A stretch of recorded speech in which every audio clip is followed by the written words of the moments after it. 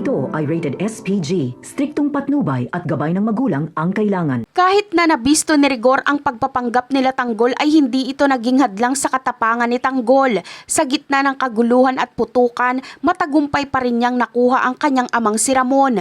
Binuo na niya sa kanyang isipan na hindi siya aalis sa ospital nang hindi nito kasama ang kanyang ama anuman ang mangyari. Malinaw sa isip ni Tanggol ang panganib na nag-aabang kay Ramon. Batid niya na kung iiwan niya ang ama sa ospital, gagawa ng paraan ng mga gerero upang tuluyan na itong patahimikin.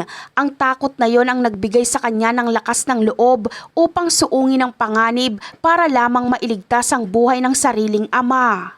Para kay Tanggol, ang kanyang pamilya ang pinakamahalaga sa lahat. Ayaw na niyang maranasan muli ang sakit ng pagkawala ng isang mahal sa buhay. Kaya naman, kahit na ang kanyang sariling buhay ay nalalagay na sa alanganin, ay ipinagpatuloy pa rin niya ang delikadong plano. Ang pagliligtas kay Ramon ay isang paninindigan na hindi niya kayang talikuran. Sa huli, nagbunga ang kanyang pagsisikap na ilabas niya si Ramon mula sa ospital at pansamantalang nailayo sa tiyak na kapahamakan. Ngunit ang kanilang pagtakas ay hindi pa tapos.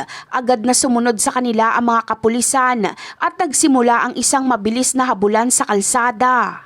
Hindi sila tinantanan ng mga otoridad. Bawat liko at bawat kanto ay naroon ang mga pulis na humahabol sa kanila. Ang tunog ng mga sirena ay patuloy na umaalingaw-ngaw. Hudyat na hindi sila basta-basta pakakawalan.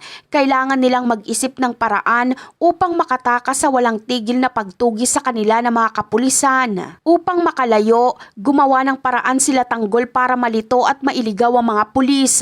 Lumiko sila sa mga masisikip na eskinita at naghanap ng paraan upang mawala sa paningin ng mga humahabol.